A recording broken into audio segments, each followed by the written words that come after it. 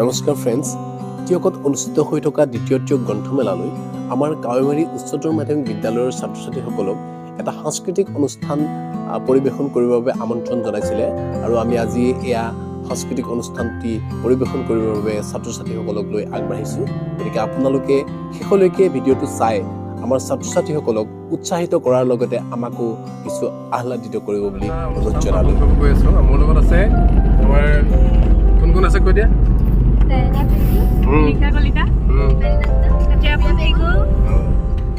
বিজ্ঞান শিক্ষয়িত্ৰী ইচ্ছাৰাণী নাথ বাইদেউ, সুমন গগৈ বাইদেউ আৰু ভূমি কাকতি বাইদেৱে যুগুত কৰা অনুষ্ঠানটি এই আৰম্ভ হ'ব কিছু সময়ৰ পিছতে। গতিকে আপোনালোকে শেষলৈকে চাই ছাত্ৰ ছাত্ৰীসকলক বিশেষকৈ উৎসাহিত কৰাৰ বাবে আপোনালোকে ভিডিঅ'টো এবাৰ শ্বেয়াৰ কৰি দিব বুলি বহু আশাৰে বাট চালোঁ। আহকচোন আমি অনুষ্ঠানটো যি ফুলবাদ্যৰ ব্যৱহাৰ হৈছিল সেয়াও আছিল শংকৰদেৱৰ সৃষ্টি। আহকচোন এতিয়া আমি উপভোগ কৰোঁ ফুলবাদন।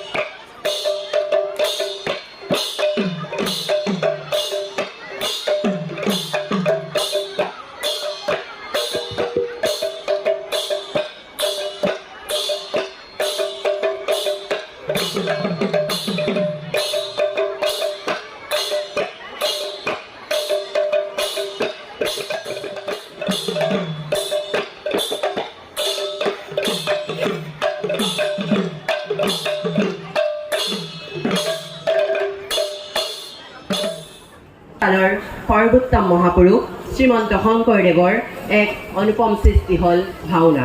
হয়, তেওঁৰে এই অমৰ সৃষ্টিৰ ৰাম পৰাজয় সীতাৰ পাতাল গমন নামৰ ভাওনাখনেই সীতা চৰিত্ৰভাগীৰ এটি সংলাপ শ্ৰৱণ কৰোঁ আহক। শান্তি সীতাৰ পুনৰ পৰীক্ষা কৰক, জয় শান্তি সীতাৰ পুনৰ পৰীক্ষা কৰক, জয় শান্তি সীতাৰ পুনৰ পৰীক্ষা কৰক। শান্ত হোৱা, শান্ত হোৱা, অযোধ্যাৰ জনগণ, জানকীৰ জয়ধ্বনি আৰু নাই প্ৰয়োজন। মই সীতা জনম দক্ষিণী অযোধ্যাৰ ৰাজপুত, বিধাতাই লিখা নাই মোৰ কপালত।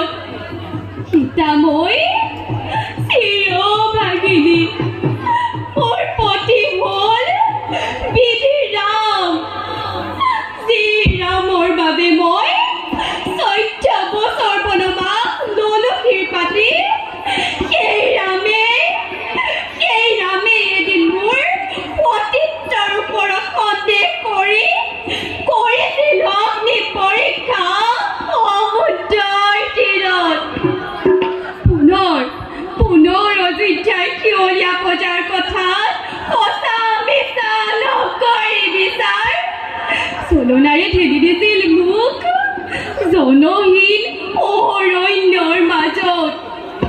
সিদিনাই আছিল মোৰ মৰণি কাম্য, কিন্তু লব কুকৰ ঘুবংশধৰ আছিল মোৰ গৰ্ভত। মাথো কেইমতে মোৰ কিবা বিক্ৰী কৰোণাত আজিও ৰাখিছো মই মোৰ এই ঘৃণিত জীৱন। কিন্তু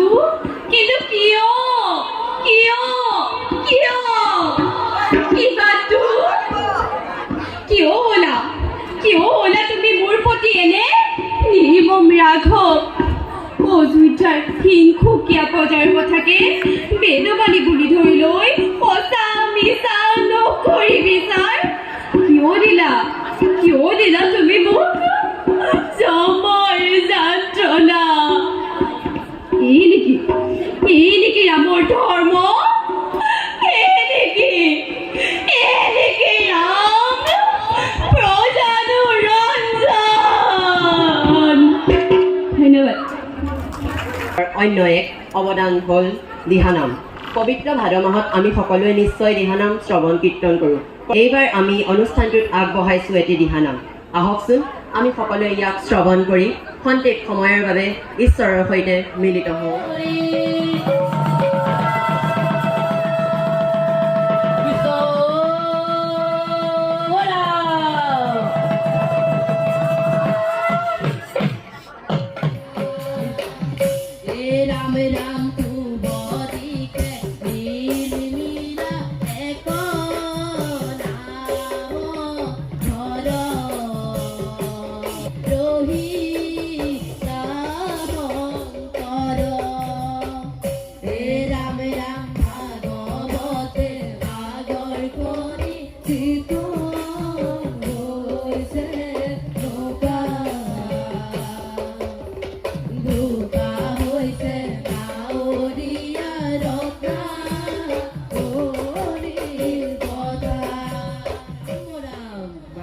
কৃষ্ণ এ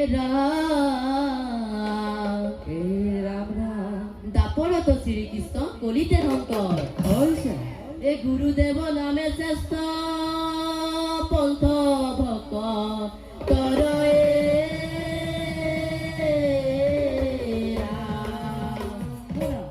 এ গুৰু শংকৰ দেৱ কি নামে বান্ধিলা ভেটি গুৰু শংকৰ দেৱ কি নামে বান্ধিলা বেটি এ গুৰু শংকৰ দেৱ কি নামে বান্ধিলা বেটি গুৰু শংকৰ দেৱ কি নামে বান্ধিলা বেটি শ্ৰীমন্ত শংকৰ এ গুৰু শংকৰ দেৱ হৰি ভকতৰ এ গুৰু শংকৰ দেৱ তাৰা দেৱ কল্প তৰু গুৰু শংকৰদেৱ কি নামে বান্ধিলা বেটি গুৰু শংকৰদেৱ কি নামে বান্ধিলা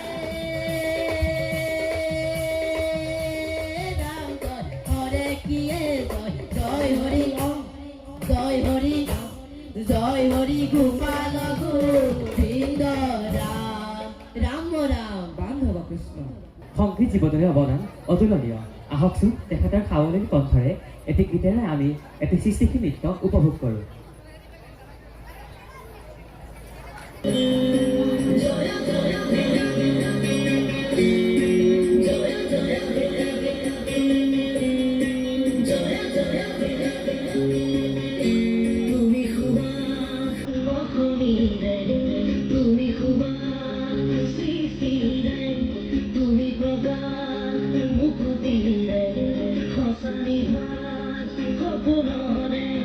তুমি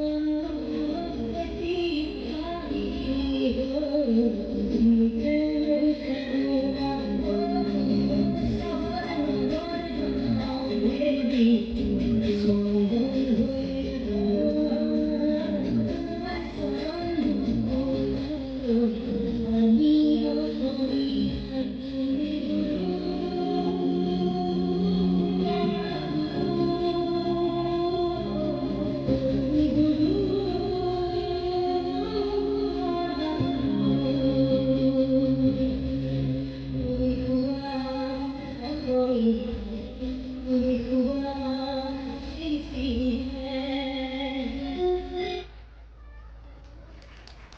যে গ্ৰন্থৰ বতৰে কিতাপ নথকা জাতি গামোচাই বচাব নোৱাৰে। কিতাপ মানুহৰ প্ৰকৃত বন্ধু। মানুহৰ সৈতে বন্ধুত্ব ভাগি গ'লেও কিতাপৰ সৈতে বন্ধুত্ব কেতিয়াও বেয়া নহয়। হয়, কিতাপ আমাৰ শ্ৰেষ্ঠ বন্ধু। আহকচোন শৈশৱৰ পৰা আমাৰ সময়বোৰ জীপাল কৰি ৰখা এখনি গ্ৰন্থৰ সৈতে পৰিচিত হওঁ। অ' ফুল, নুফুলনো কিয়?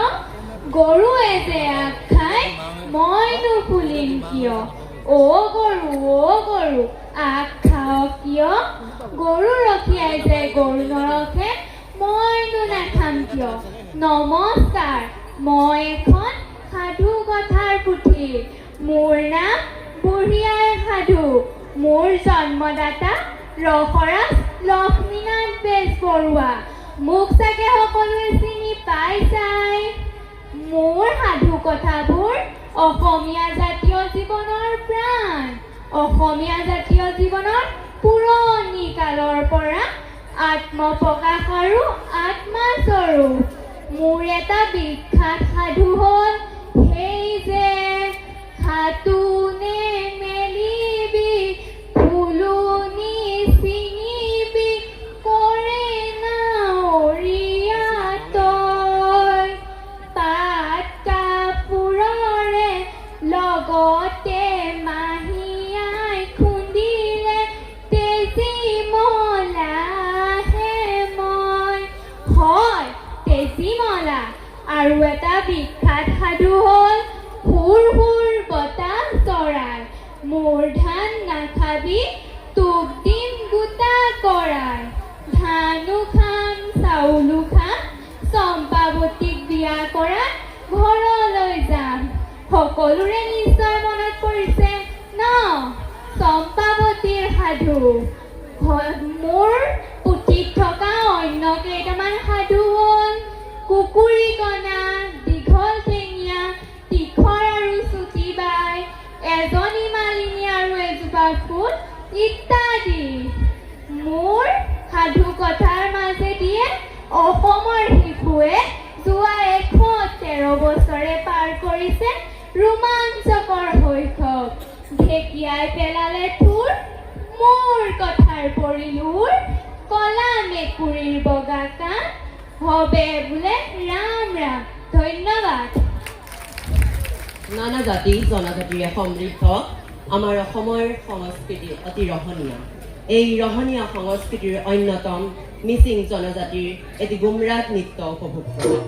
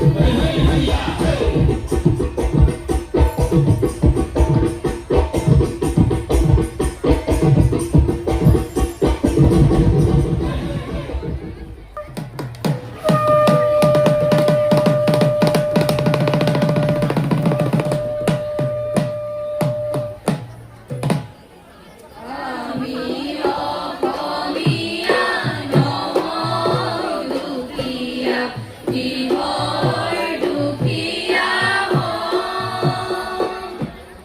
সকলো আছিল সকলো আছে নুবুজো নলওঁ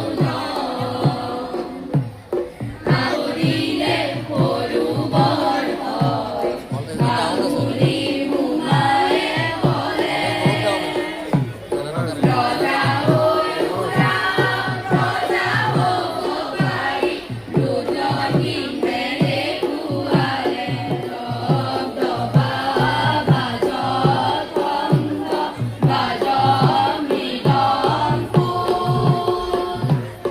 অসমত উন্নতিৰ পথত জয় আই অসম জয় আই অসম